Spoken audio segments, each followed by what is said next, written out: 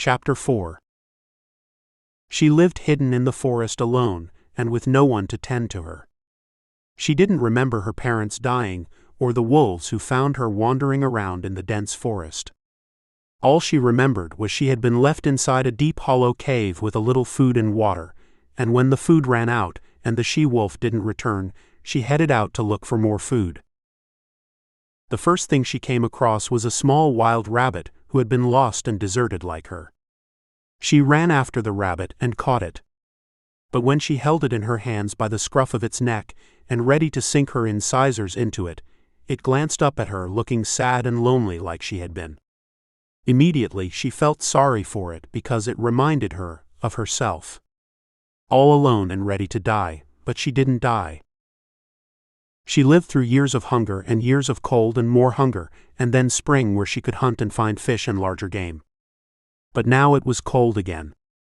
However, she wasn't a helpless child left to die in the wilderness by wolves who had abandoned her in the gorge in the ground that served as a nest.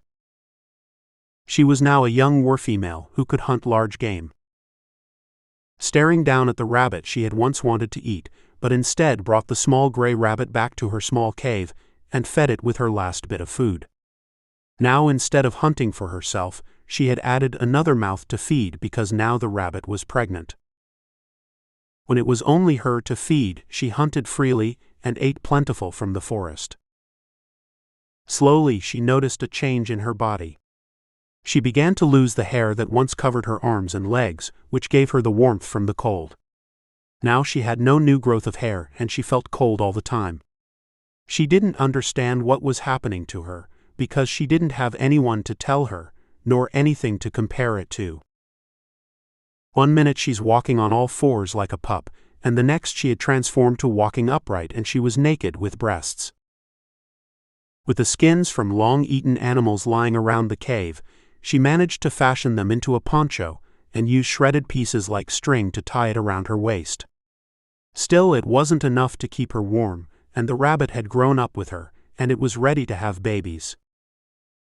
She glanced around and noticed that the rabbit wasn't there. She didn't want to put it in a cage because she didn't think an animal should be in a cage, so she let it run free. "Where are you?" she said, looking around and under the fur serving as a rug.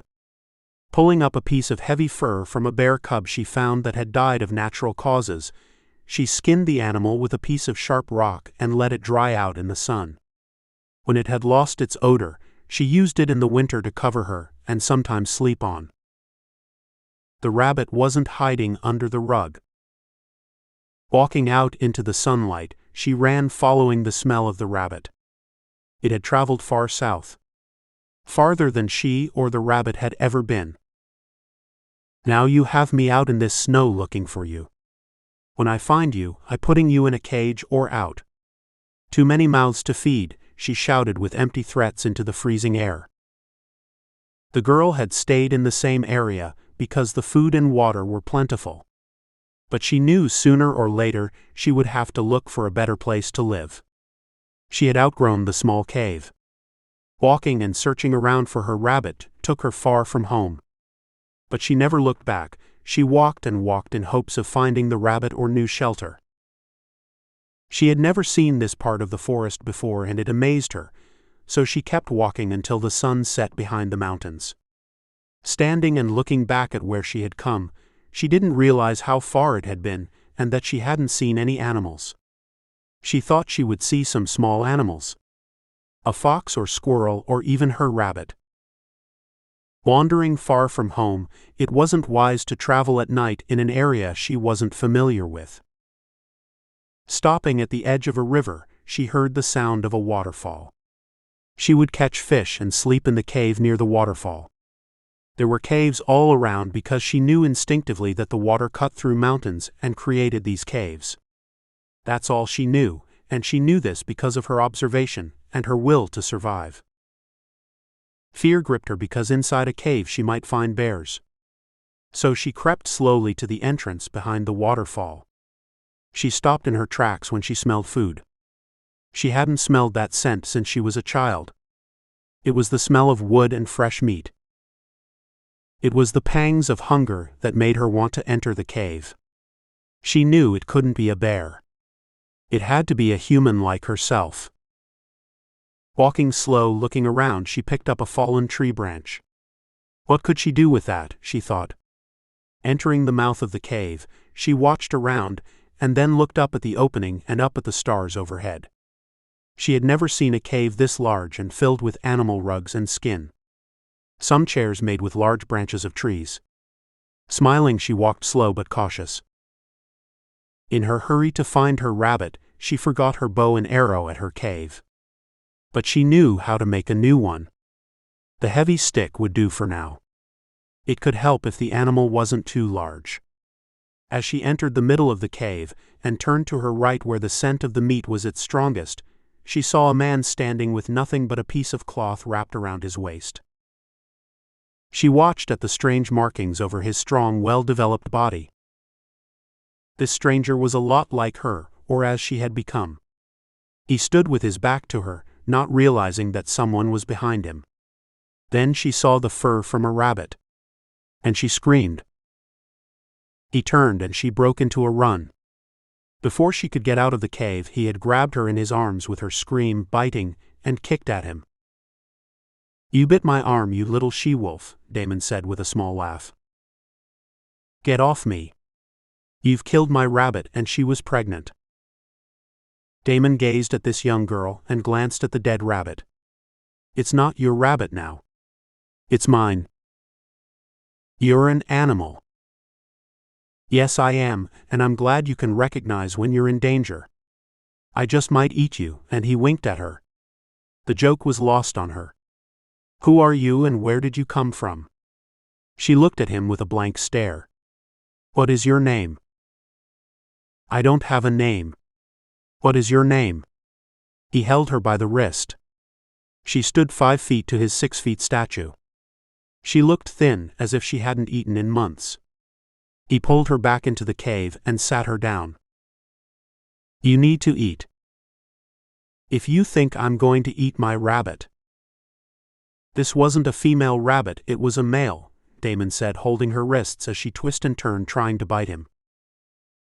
"I don't care if you eat it or eat it all. I just thought you could use some food." Damon pulled her up, and she resisted, but for the girl, it was like pushing a boulder up a hill. She wasn't a match for Damon's strength. He picked her up like a piece of paper and dropped her on a chair in front of a counter which had been made by his father's father. The girl glanced around. "Is this your home?" Her voice small and sour. "For now." He walked to a large pot and took out a piece of meat and dropped it into a plate.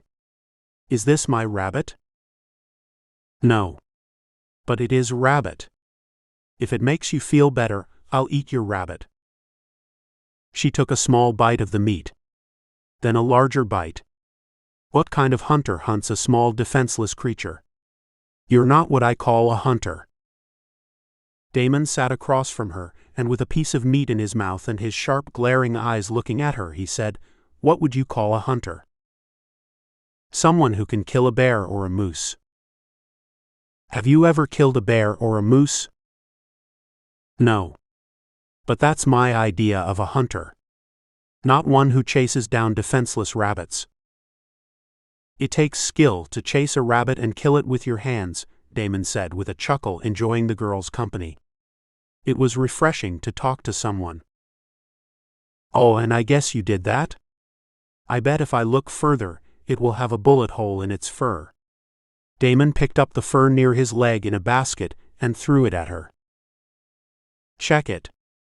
There's no bullet holes," he said, satisfied that he had proven his point. He waited for her to say she was sorry or admit that he was a hunter. But she never did. He handed her some water and she drank it. Damon knew enough about the world of men to know that she hadn't come from that world. He studied her further. She was a shifter, but he wouldn't know what kind until he had tested her first. Before he let her stay overnight, he had to find out. He didn't want to wake up and discover she was a lioness or a werepanther. Although she could have been a werepanther because of her dark hair and dark emerald eyes. The werewolves got along with werepanthers, but the females were not to be trusted. The female werepanther could fuck you 1 minute and tear you apart the next if they were angry. So that union of werewolves and werepanthers were unsustainable. There was no way they could get along because of their temperament. But the sex between the two were off the charts, Damon thought, remembering his one encounter. The biting and scratching and the fucking on all fours brought back fond memories where he shook his head and smiled. Exhaustion from her trek in the woods and the food had the werefemale sleepy. She lowered her head, it bobbed up and down, and then she fell off the chair. Damon, anticipating her fall, reached and grabbed her, holding her in his arms. He glanced down at her. She had a beautiful round face with dark flowing hair. The garment she wore only covered her taut thighs, and everything else had been exposed to him. He looked down at her with her eyes closed and felt his manhood pulse for the first time in months. With the girl in his arms and her naked body exposed to him, he took a moment to enjoy the inviting scenery. Then her eyes opened wide. "What are you doing to me?" She leaned and bit his hand, and he dropped her. When she hit the large rug, she shifted into a werefemale. Damon stood watching at her. She was a werewolf just like him. And with a pleased, smug look, he shifted his head to the side and shot her a wide, toothy smile. She stood growling and showing her small incisors as a warning. "What are you smiling about?" "Stay away from me," she snarled. "You don't want to do that again. This is the second time you've bit me, and it won't be a third," he said with a quiet voice. "Because if you bite me again, I'm going to show you what a werewolf does to a werefemales. You might like it, but if you don't, then I don't care." The girl backed away from Damon and found a corner where she sat curled up on a rug with her hands wrapped around her legs. Damon had her scent, and now he had a hard-on, and the moon was full tonight.